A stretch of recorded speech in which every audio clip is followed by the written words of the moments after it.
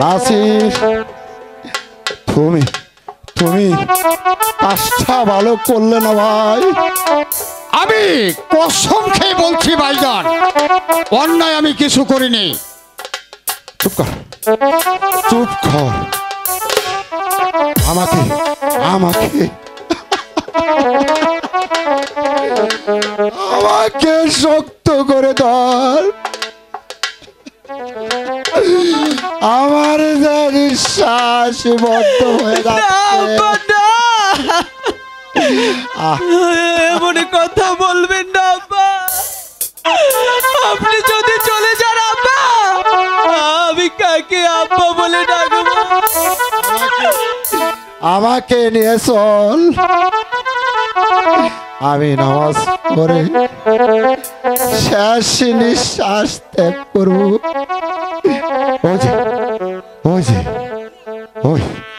ওই যে বাবা ডাকছে, মা ডাকছে। মহারাজ, বাবা কবির, আর কাঁদিস না রে বাবা।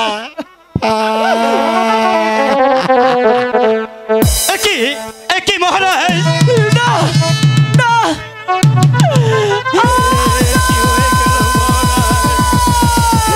কি হয়ে গেল?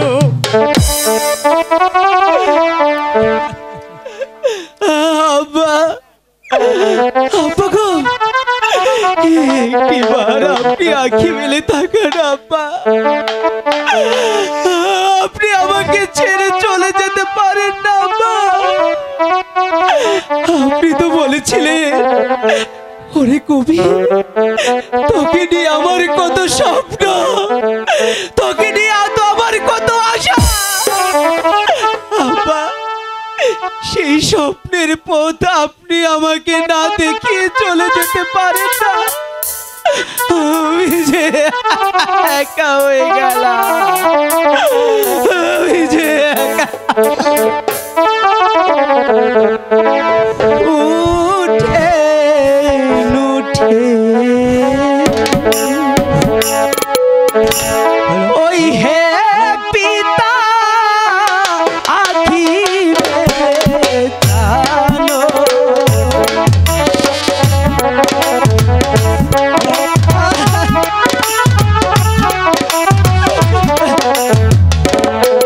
উঠো বাবা কবির, উঠো।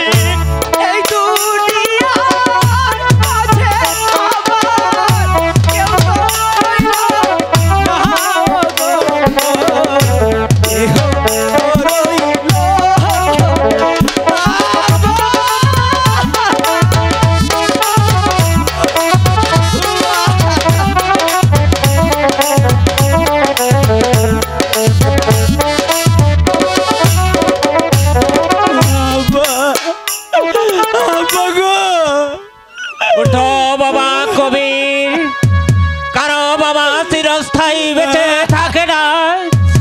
উঠো বাবা, তোমার বাবার সন্তানের ব্যবস্থা করি। উঠো বাবা কবির। কাকা, আমি বাবাকে আর চিরস্থায়ী বেঁচে কোনোদিন থাকে না দেখতে পাবো বাবা। না।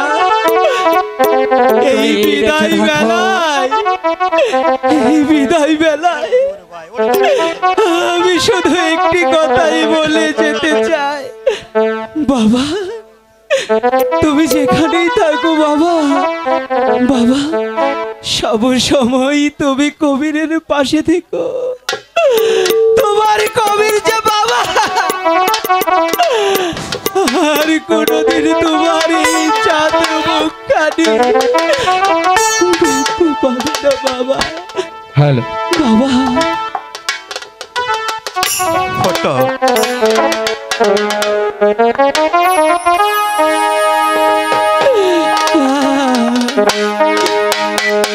বিদায়ের কালে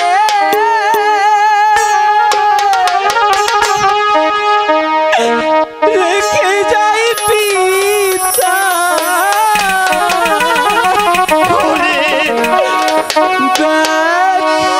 ভরা আখি জল ভরা আখি জল বিদায়ের কালে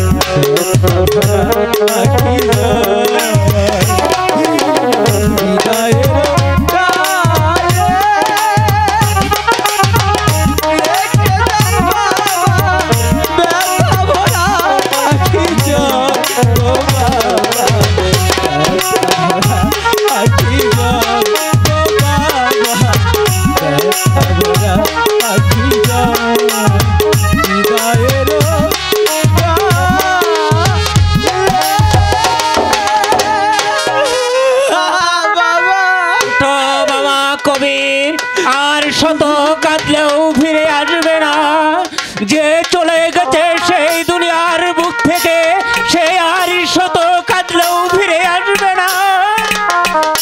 উঠো উঠো বাবা কবির, সৎ কাদের ব্যবস্থা করে গিয়ে এসো এসো বাবা কবির। আমরা রত্নপ্রাসাদ বাবু, তরুণ মহারাজকে তরুণ মহারাজের যে সৎ কাজ করতে হবে তরুণ, তাই করুন।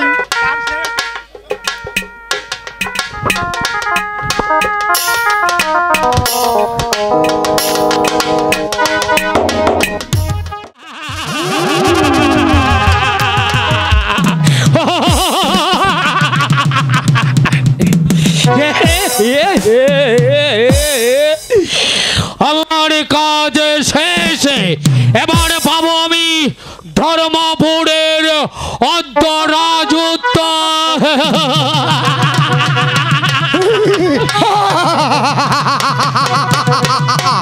সাব্বাস বন্ধু সাব্বাস, আমি ভাবতেও পারিনি তুমি এত সহজে এই কাজটা করবে। দোষ নাসির, তুমি জানো না দোষ নিজামের হাতে মানুষ খুন করা হচ্ছে তুড়ির কাজ। দোষ এবার তোমার প্রতিশ্রুতি মোতাবেক ধর্মপুরের অর্ধরাজত্ব আমায় বুঝিয়ে দাও। দেব বন্ধু দেব, কথার বরখেলাপ করবো না। তাই হ্যাঁ, কিন্তু তোমাকে আরেকটা কাজ করতে হবে। কি কাজ করতে হবে? কবিরকে দুনিয়ার বুক থেকে চির বিদায় করে দিতে হবে। করব দোষ করব, তোমার এই কাজটা আমি করে দেব, কিন্তু যে কাজটা করেছি তার বিনিময়ে ধর্মপুরের অর্ধরাজত্ব আগে আমায় বুঝিয়ে দাও। দেব বন্ধু দেব, কথার বরখেলাপ করবো না। তবে কথাটা ঠিকই থাকবে তো? কসম ব্যতিক্রম হবে না। বেশ, তাহলে তোমার কথা মতো আমি চললাম বন্ধু, কিন্তু একটি কথা ইয়াদ রেখো দোষ নাসির, তুমি আমার বন্ধু, আমিও তোমার বন্ধু। তোমার পথের কাঁটা বাদশাহ আলমগীরকে আমি দুনিয়া থেকে সরিয়ে দিয়েছি, বিনিময়ে দেবে ধর্মপুরের অর্ধ রাজত্ব। কথাটা মনে থাকে যেন। এর ব্যতিক্রম হলে বন্ধু বলে আমি তোমাকে কিছুতেই ক্ষমা করব না।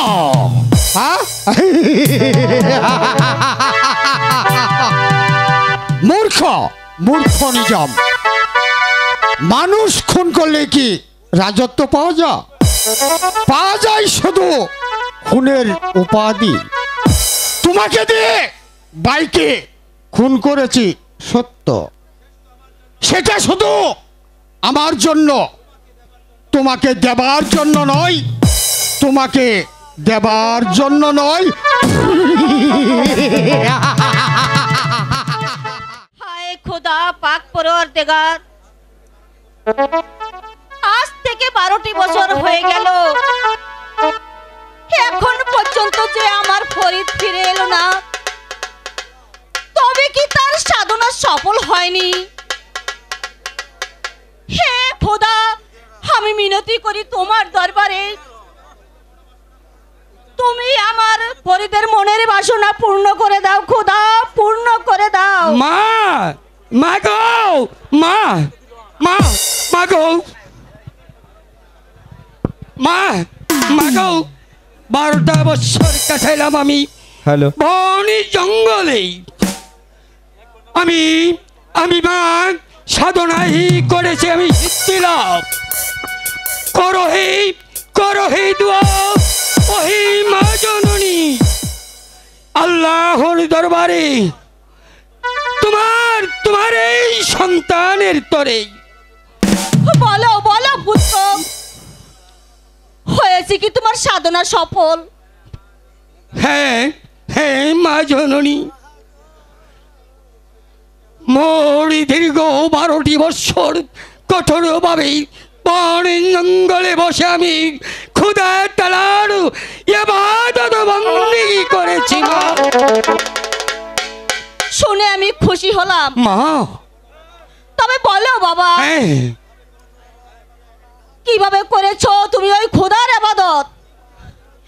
কি খেয়ে তুমি কাটিয়েছো 12টি বছর? মা, মাগো,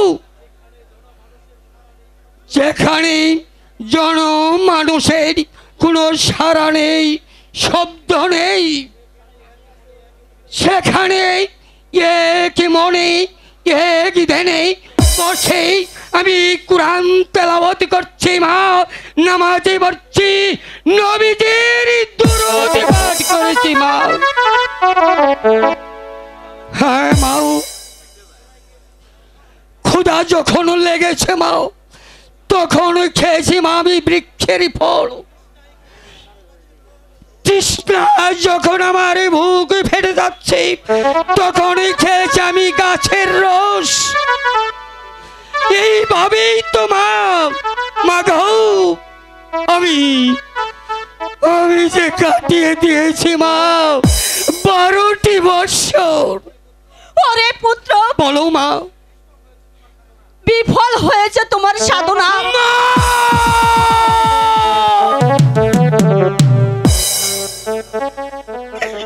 কারণে কাটিয়েছো তুমি 12টি বছর। মাগো, তবে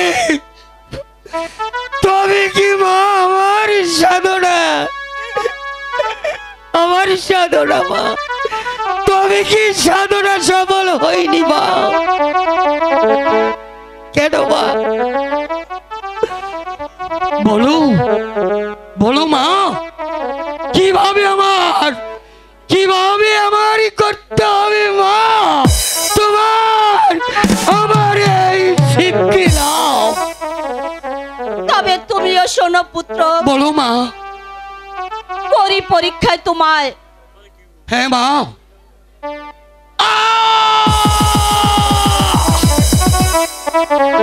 মা, মাগো, আমি যে খুব আঘাত পেয়েছি মা। ব্যথা পেয়েছো? হ্যাঁ মাতা, আমি বড় ব্যথা পেয়েছি মা। ওরে পুত্র, মা, সামান্য আঘাতে যদি তুমি পেয়ে থাকো ব্যথা, তবে কেন ভেঙেছিলে ওই বৃক্ষের শাখা? মাগো, সে কি পায়নি ব্যথা? ওই বৃক্ষ ব্যথা পেয়ে নালিশ করেছে খোদার দরবারে। এই কারণেই তোমার সাধনা হয়নি সফল বাবা। মাগো, তবে কি আমার সাধনা সফল হয়নি মা? না পুত্র, সাধনা তোমার হয়নি সফল। বলো বলো হে মা জননী, কিভাবে করিতে আমার হবে সিদ্ধি লাভ? বলো মা, আমি তোমার আদেশে অক্ষরে অক্ষরে পালন করে যাব মা।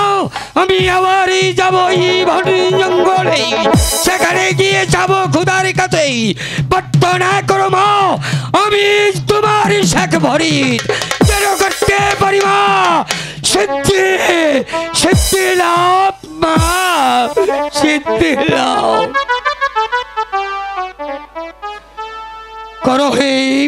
করো হে দোয়া মা জননী। আবার চলে যাব আমি বড়ই বন জঙ্গলে করতে ক্ষুধার সাধনা। আমি যদি তৃপ্তি লাভ না পাই মা খুঁজে, তবে মা মাগো, আমি আর কোনোদিন আমি আর কোনোদিন মা ফিরব না তোমার গৃহে মা।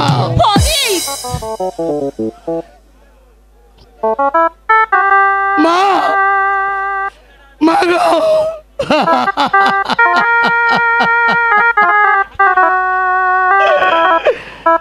মা, আমি তোমার এই ঘরে নেই।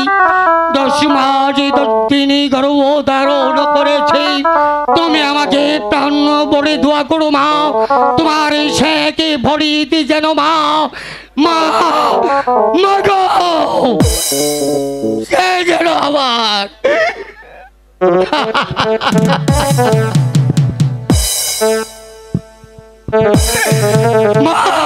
বাবা ফরিদ, মা গো আমি যেন সিদ্ধি লাভ করি তোমার এই চরণের দুলো আমি মাথায় নিতে পারি মা।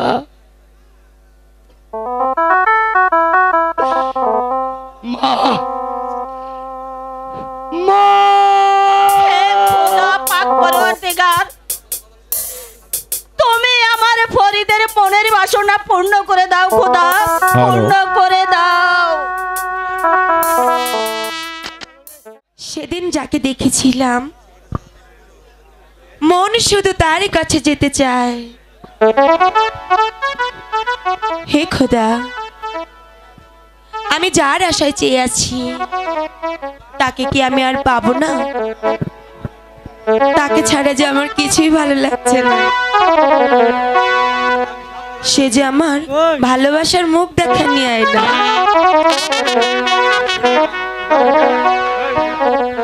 ওরে তুই যে আমার ভালোবাসার মুখ দেখা নিয়ে আয় না। লোকের মন্দ কথাই আমার কিচ্ছু চাই আসে না। ওরা কি জানি না কচু পাতাই বইলে পানি বন্ধু জমে থাকে। তুই যে আমার ভালোবাসার মুখ দেখা নিয়ে আয় না। লোকের মন্দ কথাই আমার কিচ্ছু চাই আসে না। তুই যে আমার ভালোবাসার মুখ দেখা নিয়ে আয় না। লোকের মন্দ কথাই আমার কিচ্ছু চাই আসে না। ওরা কি জানে না কচু পাতাই বইলে পানি বন্ধু জমে থাকে।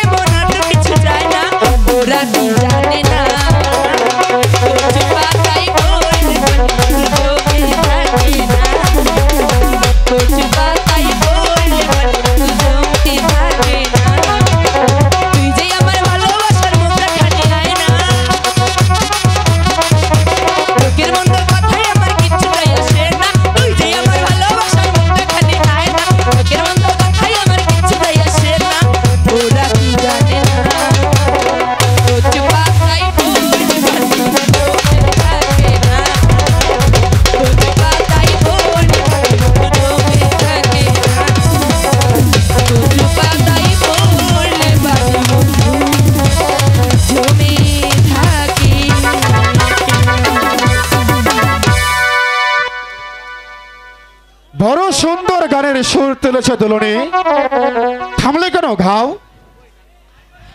কই না তো, আমি তো কোনো গান গাইনি। দুলনি তুমি আর লুকানোর চেষ্টা করো না দুলনি, আমি কিন্তু সব শুনেছি।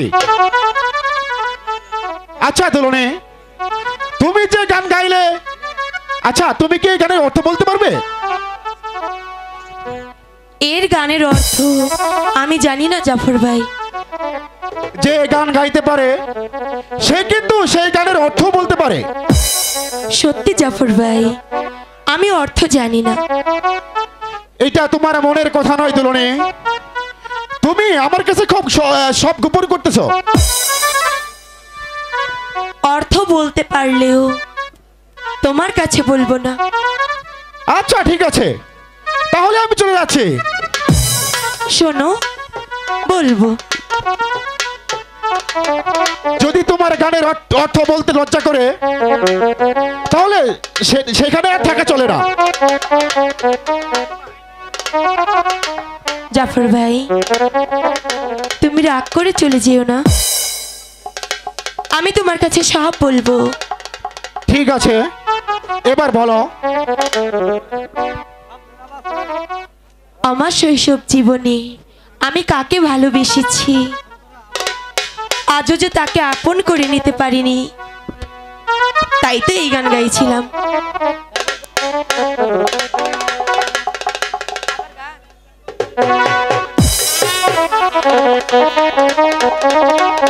আচ্ছা জাফর ভাই, তুমি আমার কাছে কি তুমি জানো?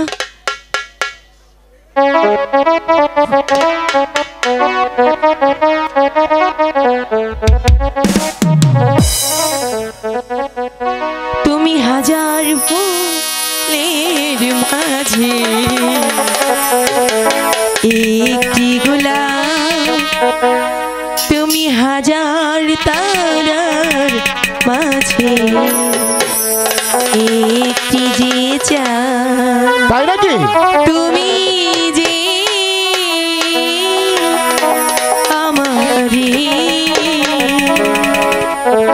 আমারে আমারে আমারে তুমি হাজার তারার মাঝে একটি যে চাঁদ, তুমি হাজার ফুলের মাঝে একটি গোলাপ, তুমি যে আমারে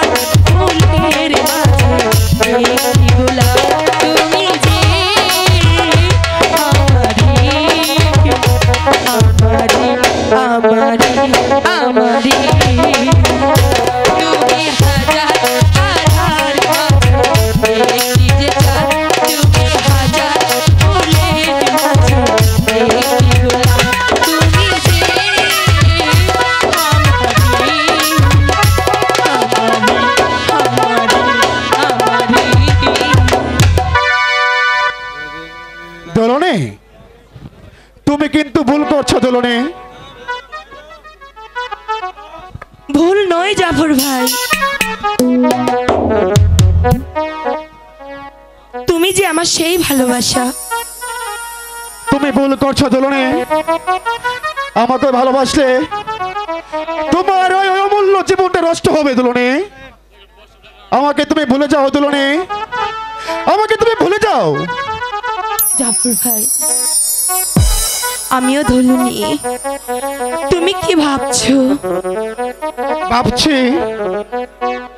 নাসির খাঁ যাকে ভালোবাসে আমি যে তাকে ভালোবাসতে পারি না। নাসির খাঁ কিন্তু ভালো লোক নয় দুলনে, সে আমাকে রাজ্য ছাড়া করবে। তোমাকে ভালোবেসে, তোমাকে ভালোবেসে যদি রাজ্য ছেড়ে চলে যেতে হয়,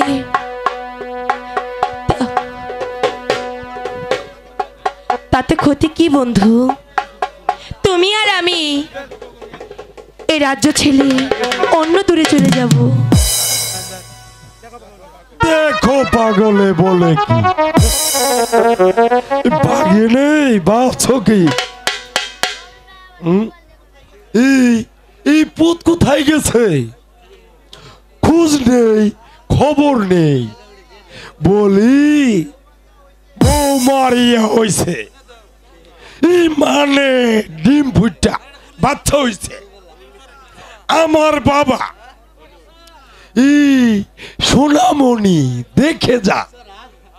ও গো, ও গো, তোমরা আমার লিজার খবর জানো না? তুমি ওই দিকে দেখো। তুমি কয়বার বাবা মা? যাও তো বাবা, ওই পথে গিয়ে দেখো, খুব সম্ভব সে রাজ দরবারে গিয়েছে। আচ্ছা গো,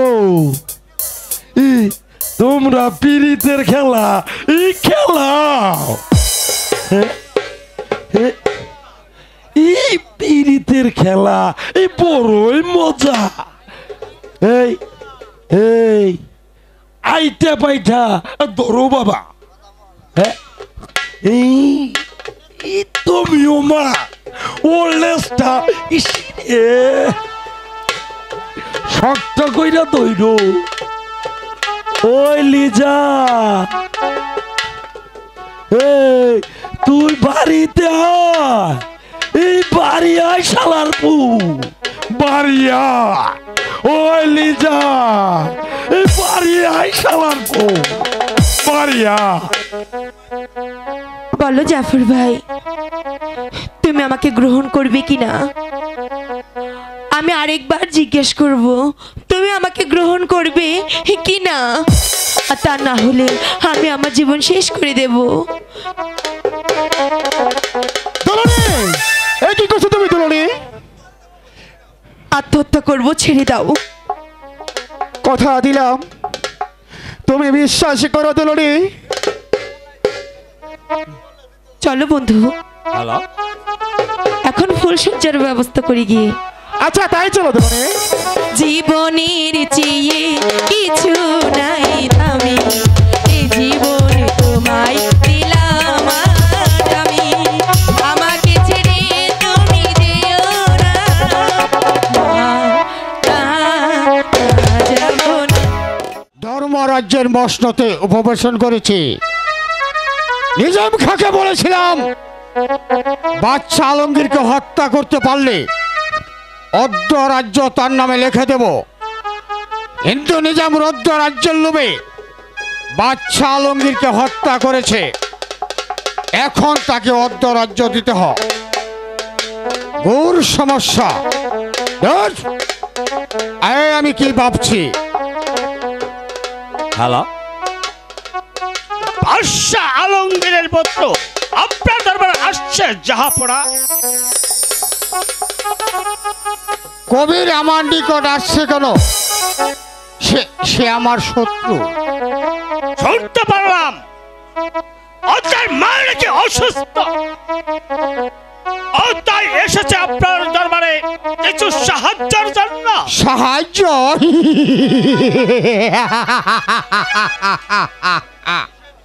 তুমি তাকে নিষেধ করে দাও, সেই জন্য সাহায্যের জন্য আমার কাছে না আসে। বেশ, আমি তাই যাচ্ছি। শোনো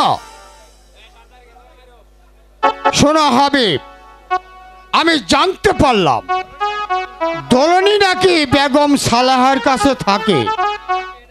তুমি যদি তাকে এনে দিতে পারো তাহলে তোমাকে আশাতীত পুরস্কার দেব। বলো, পারবে এই কাজ করতে? নিশ্চয়ই সম্রাট, আমি আজই দলনীকে এনে দেব। তবে ও চাই শুধু আমি পরিষ্কার।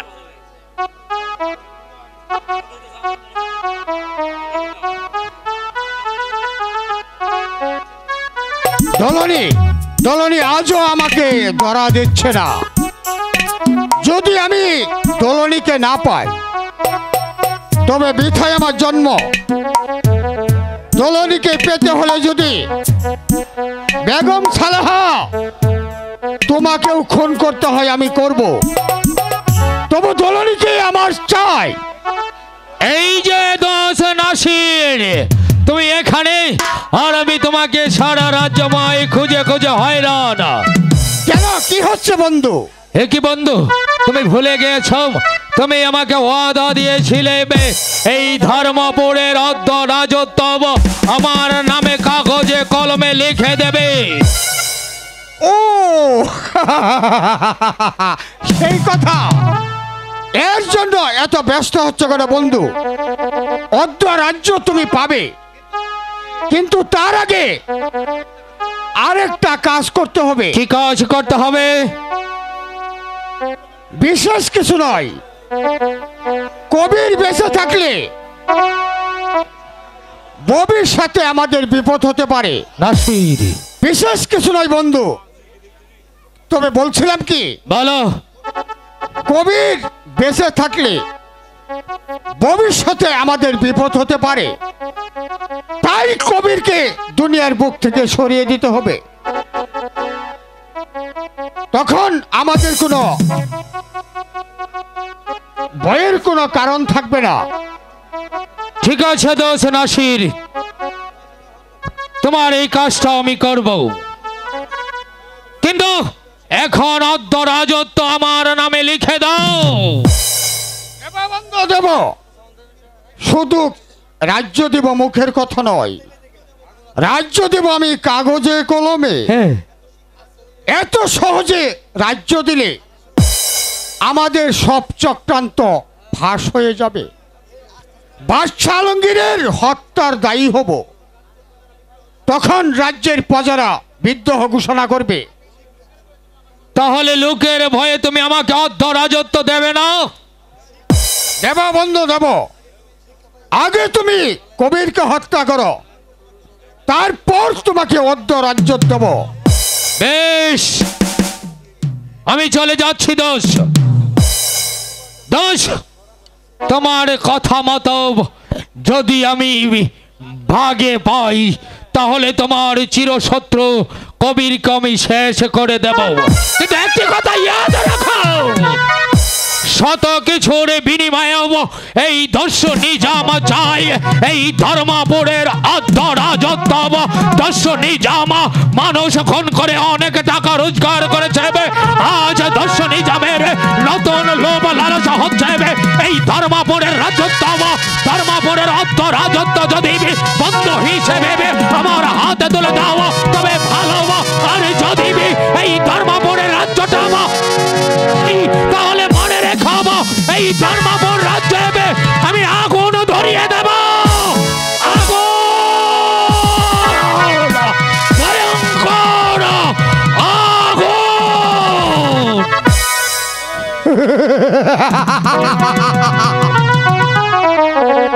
ইয়াদ রেখো, তোমাকেও শেষ করবে।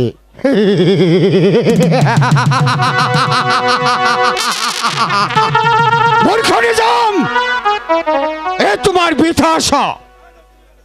নাসির খাঁকে শেষ করার পূর্বে তোমাকে চির বিদায় নিতে হবে। যদি কোনো উপায়ে তোমাকে দিয়ে আমি কবিরকে হত্যা করাতে পারি, তাহলে তোমাকে যে কি পুরস্কার দেব তা আমার ভালো করে জানা আছে। এ তোমার বৃথা আশা নিজাম খা, এ তোমার বৃথা আশা। আর কতদিন তুই আমার জন্য কষ্ট করবি?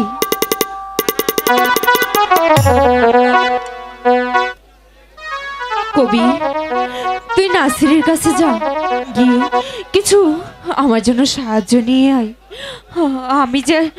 আমি যে খুব অসুস্থ। না বেগম সাহেবা, নাসির ভাইয়ের কাছে কবিরকে পাঠানো উচিত হবে না, কারণ নাসির যে কখনোই আমাদেরকে সাহায্য করবে না।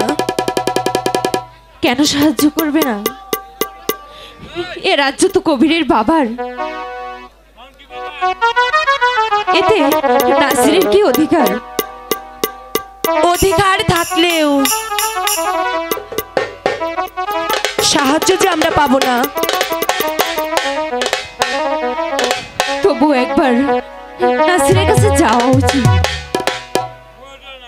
বাবা কবির, যাও, তুমি নাসিরের কাছে যাও বাবা, গিয়ে বলবে মা অনেক অসুস্থ, তাকে কিছু সাহায্য করুন। ঠিক আছে মা, আমি যাচ্ছি। বলছি কি ফুপু, আমি ফিরে আসার আগ পর্যন্ত আপনি আমার মাকে দেখে রাখবেন। মা, আমি যাচ্ছি, আমি যাচ্ছি। ঠিক আছে বাবা। ঠিক আছে কবির।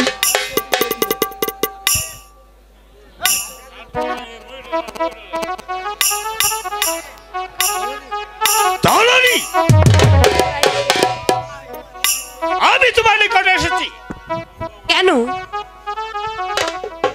আমাকে কি প্রয়োজন? আর নাসির খাঁর আদেশ, আর তোমাকে রাজদরবারে নিয়ে যেতে হবে। কেন? আমার কি প্রয়োজন? আর সেখানে গেলেই তুমি বুঝতে পারবে। না না, আমি যে তার আগে কিছুই বুঝতে পারছি না। হ্যালো,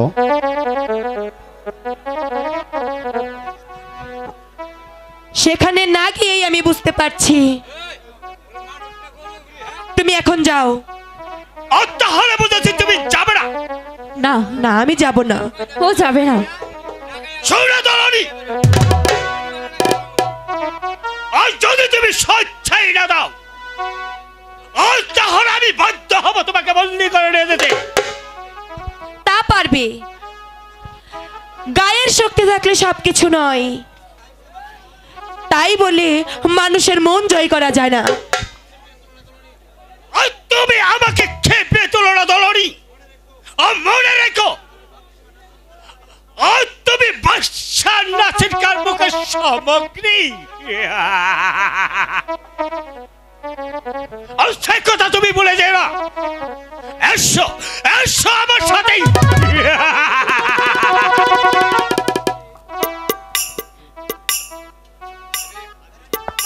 হাবিব, আমি অনেক অসুস্থ। তুমি নাসির খাঁকে গিয়ে বলো ধরনী আসতে পারবে না। দলনি, আর ধলনী কথা বারো শুনে বোন। ও বলেছি মিষ্টি কথায় চিরা ভিজবে না। চিরা ভিজবে কিসে?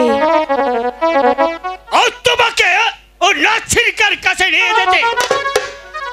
এসো, এসো আমার সাথে। আমি যাব না, আমি যাব না, আমাকে ছেড়ে দাও।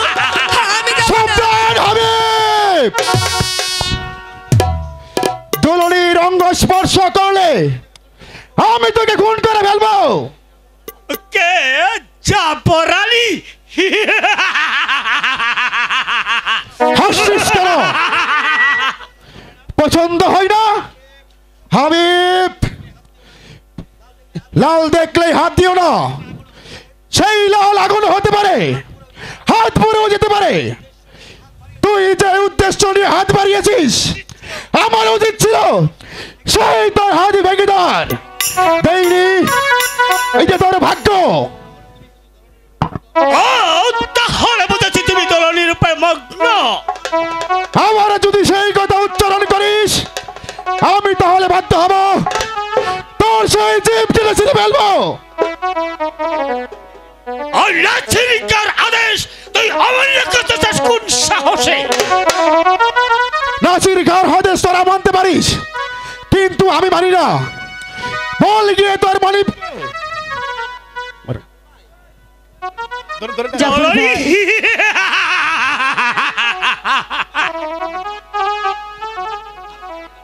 আর ভয় নাই দুলানি, আমি আছি।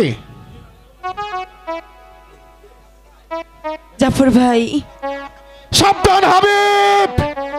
আমি প্রস্তুত। হ্যাঁ, আই বাবা দেখি আর কার বাহুতে কত শক্তি। আয় দেখি।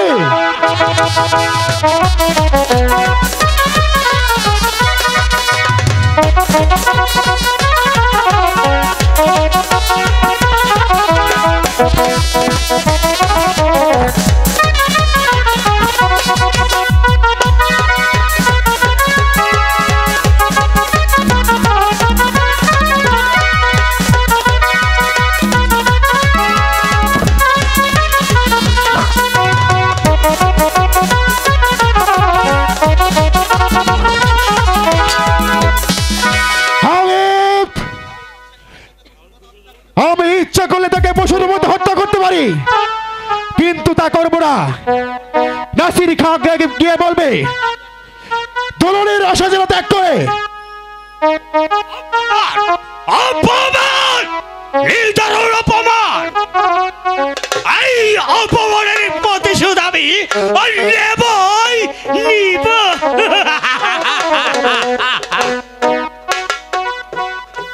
এ তুমি কি করলে? শয়তানকে হাতে পেয়েও ছেড়ে দিলে।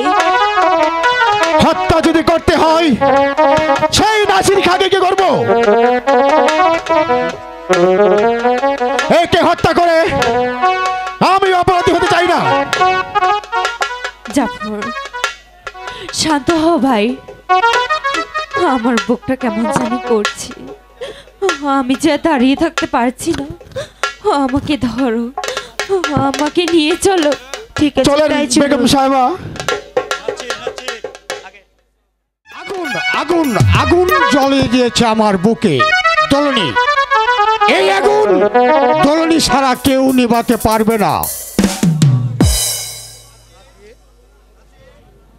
নাছির, কবির কি তোমার কাছে এসেছিল? আমার কাছে আসবে কেন? বেগম সাহেব অসুস্থ, চিকিৎসা চলছে না, তাই রাজ দরবার থেকে কিছু সাহায্য। সাহায্য?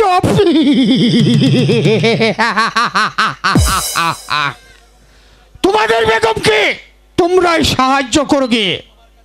আমার কাছে কি? তারা আমার কেউ নয়। এ তুমি কি বলছো? এখন কি তারা পর হয়ে গেল? নাছির, তুমি আমার কথা রাখো। কি কথা রাখবো বলো?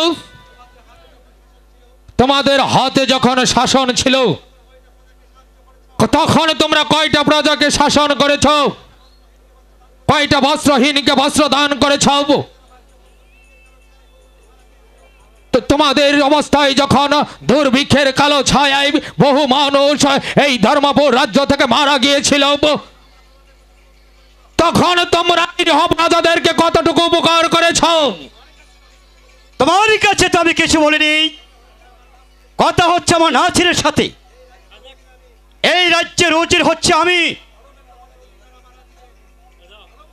ভালো মন্দ বলার অধিকার আমার আছে। দলিল মোতাবেক এই রাজ্য হচ্ছে কবিরের, আর আমি হচ্ছি তার উচিত। এই কথাটা হচ্ছে শুধু তোমার। রত্ন প্রসাদ বাবুর একই কথা। তোমরা মস্ততে বসেছ গায়ের জুড়ে। সেই আশায় তোমাদের ছাই। এই ধর্মপুরের ধর্মরাজ্যের অর্ধ মালিক হচ্ছে নাসির খা আর অর্ধ মালিক হচ্ছে আমি। তুমি তুমি বুঝি সেই খনি যা? হ্যাঁ, আমি হচ্ছি সেই খনি নিজাম। মানুষের উপাধি থাকে একটি, আর আমার উপাধি হচ্ছে তিনটি। কেউ বলে দর্শনী জামা, কেউ বলে দখনি জামা, আর কেউ বলে খনি নিজাম।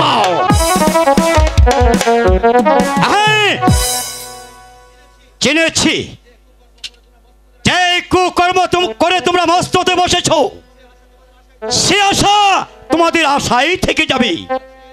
নাছির, আমি এখনই যাই।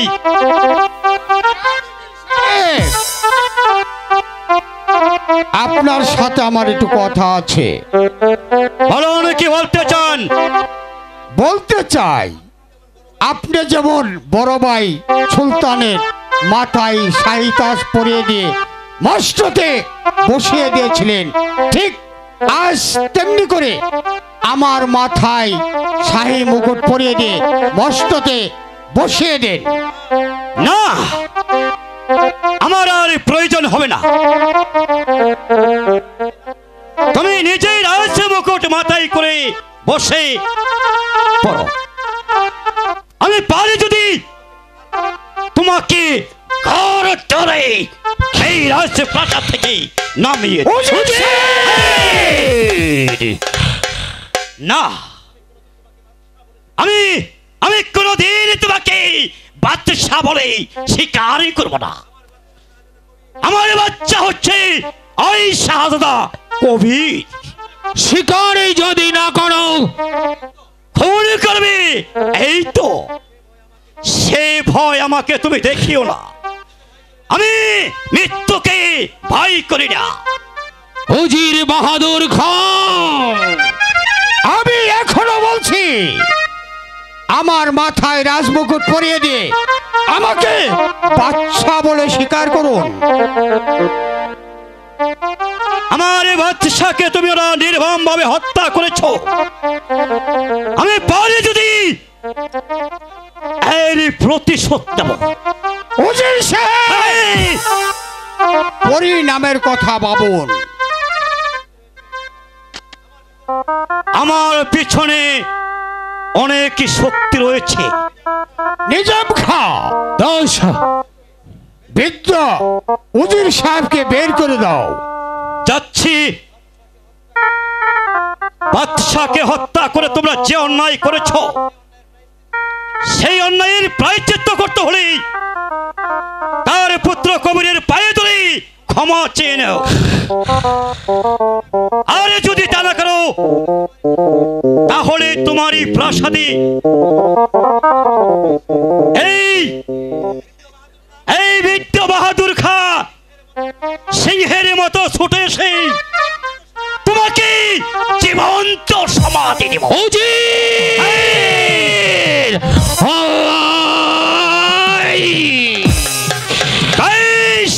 আমিও চলে যাচ্ছি, কথাটা মনে রেখো।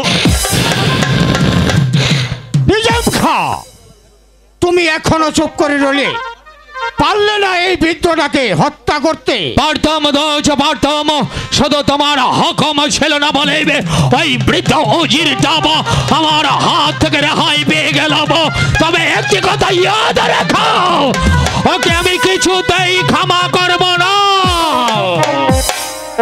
আমি জননীকে আনতে পারিনি সম্রাট। কেন? তাকে আনতে গিয়ে বিরাট বাধা পেয়েছি। কে বাধা দিয়েছে? জাফর আলী। জাফর আলী? হ্যাঁ সম্রাট, আর শুধু তাই নয়, আর সে আপনাকেও অপমান করেছে আর বলেছে আর দলনীর সেনাকে ত্যাগ করতে হবে।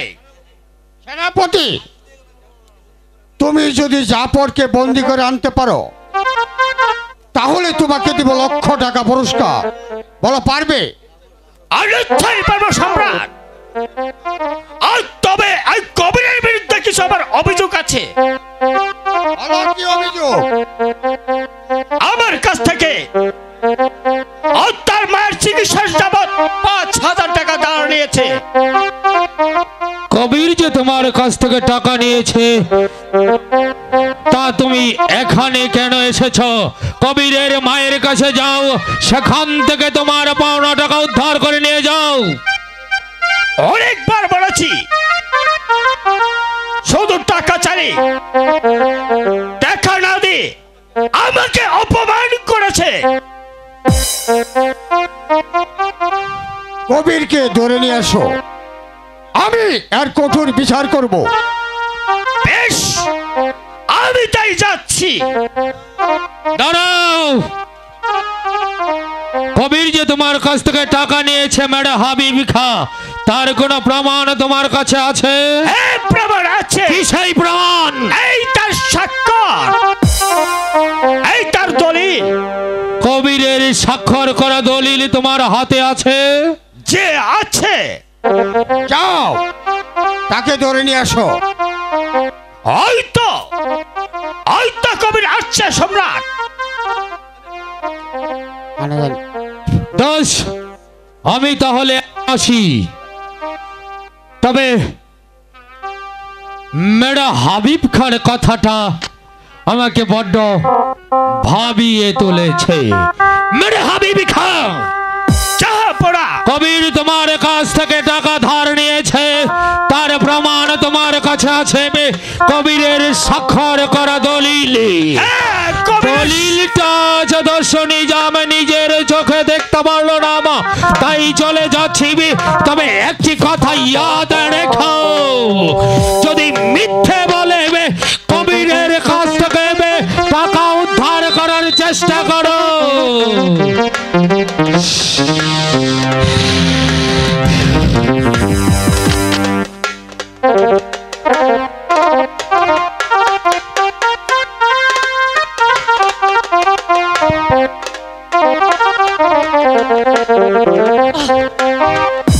কাকা, কাকা গো, হাবিব, চালাও শাবুক, বন্দি করো। কাকা, কাকা নয়, তুই আমার পরম শত্রু। বল, হাবিবের টাকা কোথায়? কেন তার কাছ থেকে টাকা নিয়েছিস? কাকা, আমি কারো কাছ থেকে কোনো টাকা নিইনি কাকা। আমি এসেছি আপনার কাছে কিছু সাহায্য নেওয়ার জন্য কাকা। আমার মার যে ভীষণ অসুখ কাকা, আমি মাকে অর্থের জন্য কোনো ওষুধ দিতে পারছি না কাকা। শুধু শুধু ওই জাফর কাকার সাহায্যে আমার হতভাগিনী মাঝে বেঁচে আছে কাকা। মায়া কাটায় লাভ হবে না। পাশার হারামজাদা, কাকা দয়া করো। পাশার হারামজাদা, আমার টাকা দিবি কিনা তাড়াতাড়ি বল।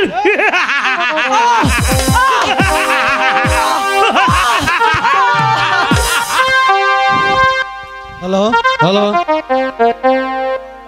আমাকে দয়া করো। নাসির কাকা গো, পাই দইরা কই ক্ষমা করেন মুহুরে।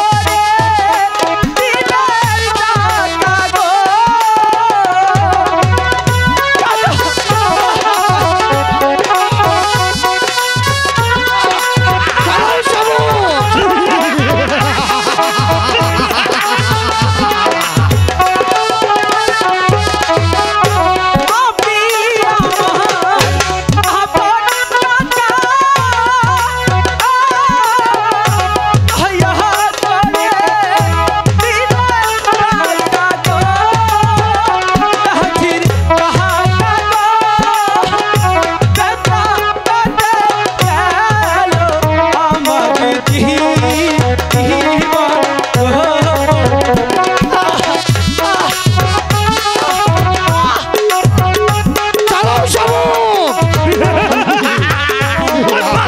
আমার টাকা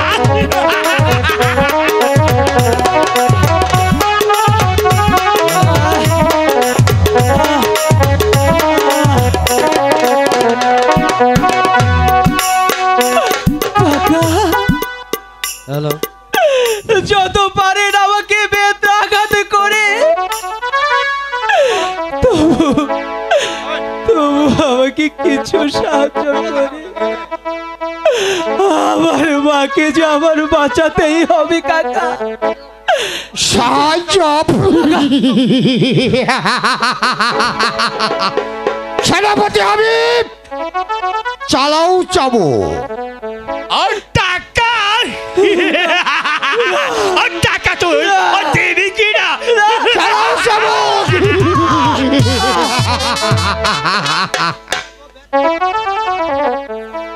नासी कहा कागो करता गाते गलो আমার জীবন বেচরা গাতে জীবন, চালাও চাবো।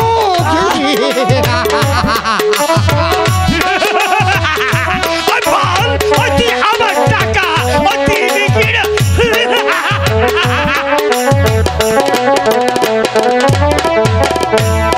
আপনি কাকা মারলে পরে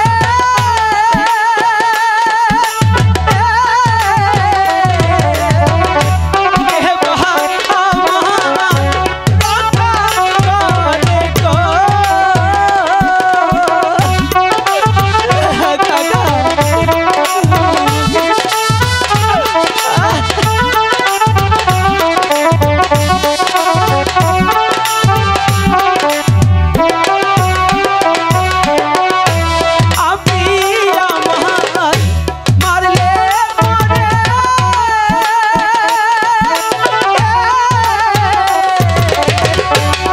বাবা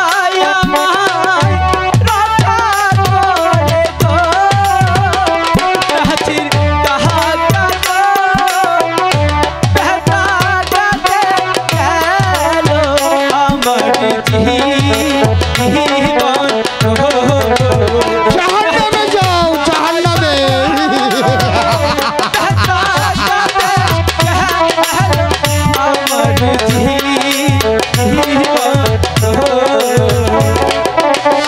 টাকা তুই দিবি কিনা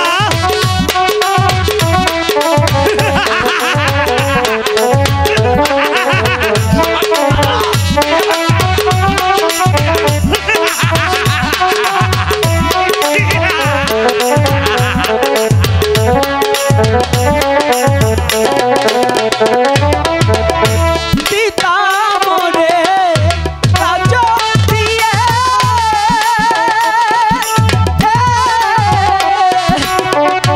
গেলেন পিতা আমায় ছেড়ে গো। কাকা দয়া করুন কাকা। দয়াল, চালাও চাবো। পিতা মরে আমার টাকা গেলেন পিতা আমায় ছেড়ে গো। নাচির কাহা কাটো কোথায় যাব কি দিব আমি জাহান্নামে যাও, জাহান্নামে। কোথায় যাব কি দিব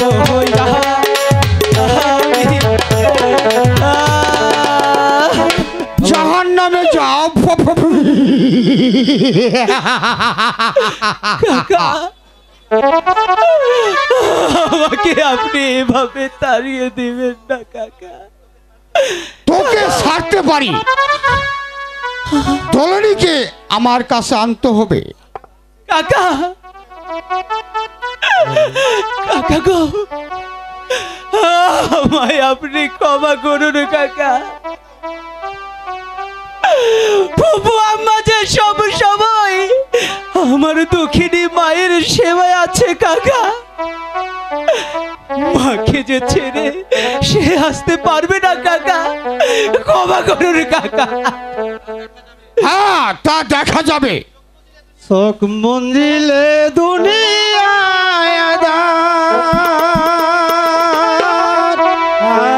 রে চোখ মন্দিলে দুনিয়ায় আধার,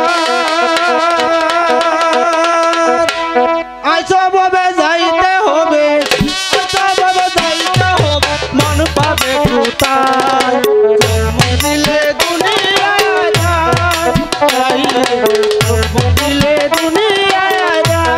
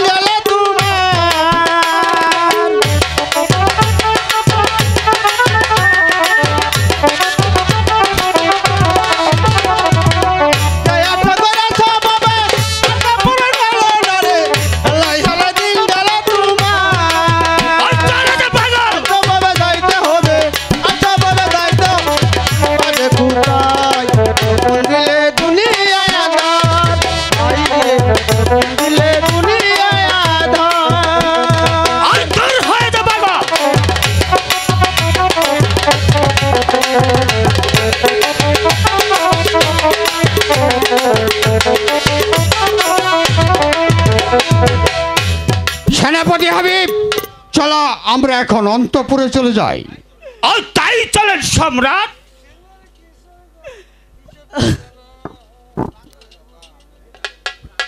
বাবা,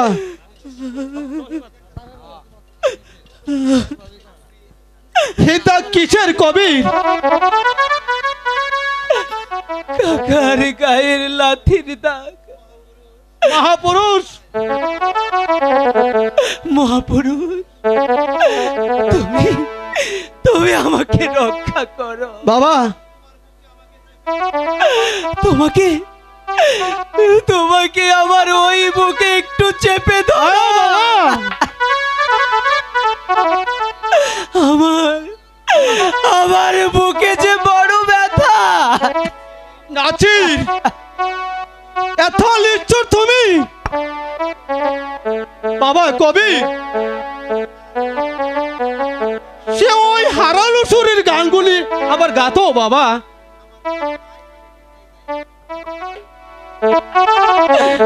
তুমি গান শুনবে? তুমি গান শুনবে? ও বাবা বলো। আমি কোথায় যাই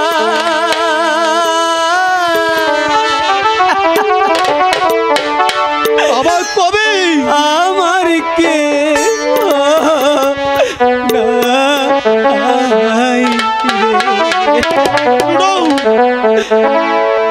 আমি কোথায় যাই, আমার কেউ নাই রে।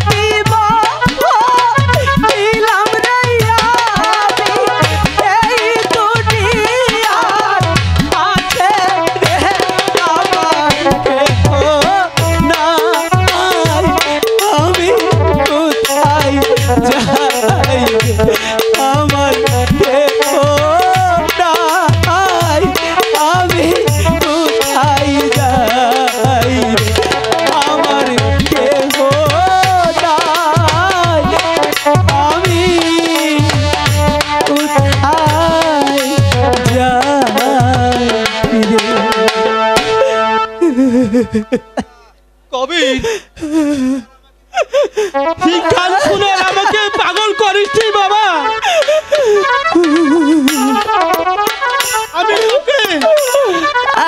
আমি তোকে আমার বুকে চাবিয়ে রাখবো। আর তোর ভয় নেই বাবা। চল বাবা কবির, আমার সঙ্গে চল। নাসির খা, আজ অনেক দিন যাবত তোমার কাছে আমি এই ধর্মপুরের অর্ধ রাজত্ব চেয়ে যাচ্ছি। তোমার কথা মতো তোমার বড় ভাই বাদশাহ আলমগীর শাহকে আমি হত্যা করেছি। এবার এই অর্ধ রাজত্ব আমার নামে লিখে দাও। শোনো নিজাম খা, কবির তোমার আমার দুজনেরই শত্রু। আমরাই চক্রান্ত করে তার পিতাকে হত্যা করেছি। কবির বেঁচে থাকতে আমাদের মৃত্যু অনিবার্য। যাই যেমন করে হোক কবিরকে হত্যা করাতে চাই। নাসির খা, কবিরকে আমি হত্যা করতে পারবো না। আমি খনি হতে পারি, তাই বলে ওই নিষ্পাপ বালককে আমি কিছুতেই হত্যা করতে পারবো না। তুমি শুধু আমার পাওনাটা বুঝিয়ে দাও নাসির খা, এই ধর্মপুরের অর্ধ রাজত্ব। নিজাম খা, কবির বেঁচে থাকলে রাজত্ব দেওয়া হবে না। কবির হত্যার আয়োজন করো। বেশ, আয়োজন করে দিচ্ছি। আজও আমি তোমার কাছ থেকে চলেই যাচ্ছি, তবে যাবার পূর্বে তোমাকে একটি কথা বলে যাচ্ছি। দোষ নাসির খা, তোমাকে মাত্র আমি ঠিক 7 দিন সময় দিয়ে গেলাম। 7 দিন পর আবার আসবো এই ধর্মপুর রাজপ্রাসাদে।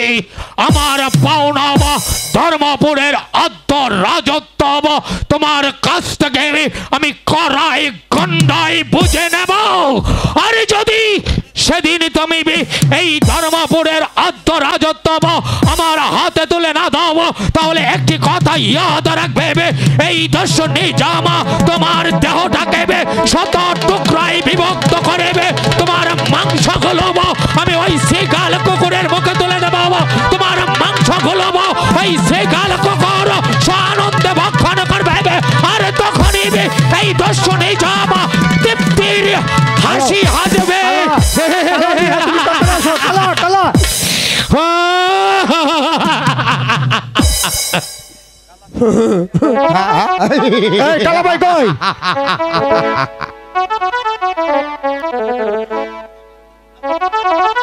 নাসির খা রক্ত পান করার পূর্বে তোমাকে দুনিয়ার বুক থেকে চির বিদায় করে দিবে।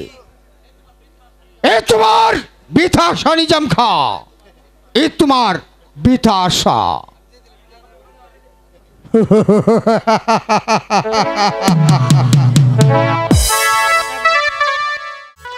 দেখো পাগলে বলেছি,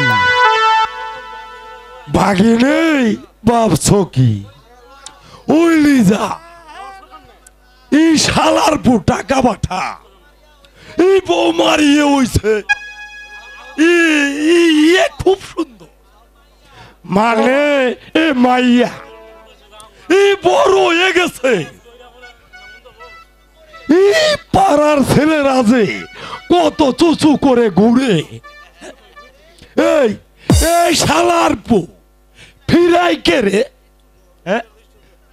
সমন্দির পুতেরা এই কয়ে দিছে, এই রাজবাড়ি যাও।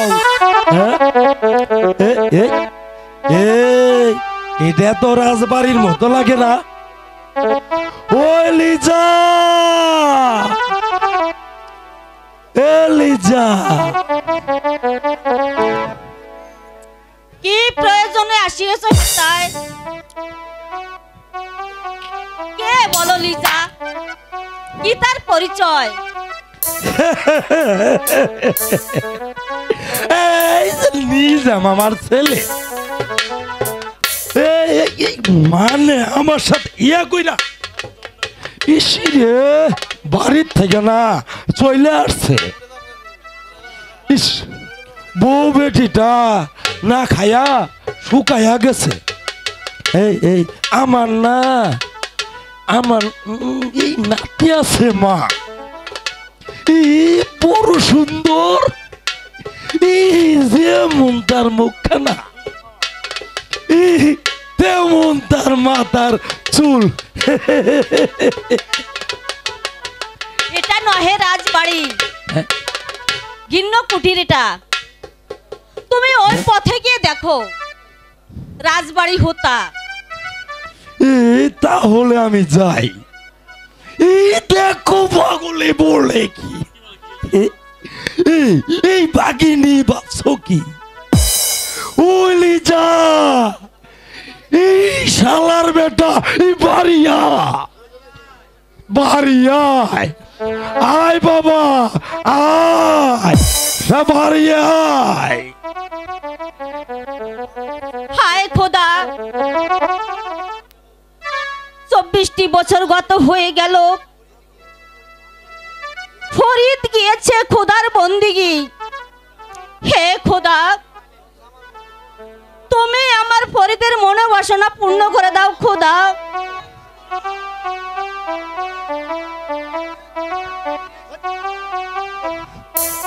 ফিরে এসেছে মা জননী।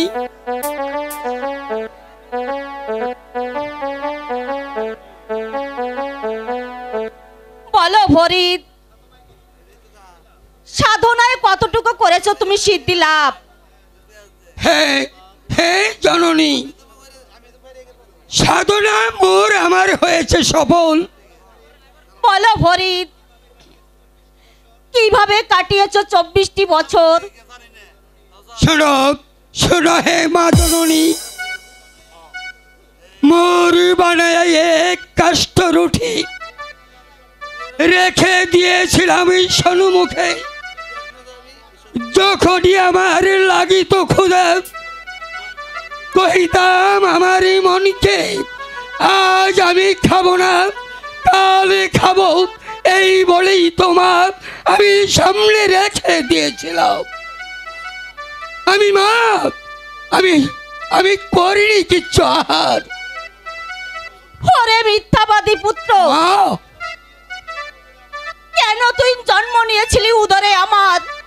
মা মা গো, বলো বলো হে মা জননী, কেমনই করে হলাম আমি মিথ্যেবাদী? শোনো তবে মা, বানাইয়া কাষ্ঠ রুটি রেখেছিলে সম্মুখে তোমার, আজ খাবো না কাল খাবো বলিয়া নিজের মনকে দিয়েছো মাটি। এতে কি মিথ্যাবাদী হওনি তুমি? মা মা গো, তাই যদি হয়ে থাকে মা নিষ্পাপ বন্দিগি আমার, তবে আর মা গো আমি রহিব না এই তোমার গৃহে। আমি এক্ষুনি আবার চলে যাব মা ওই নির্জন কারণে।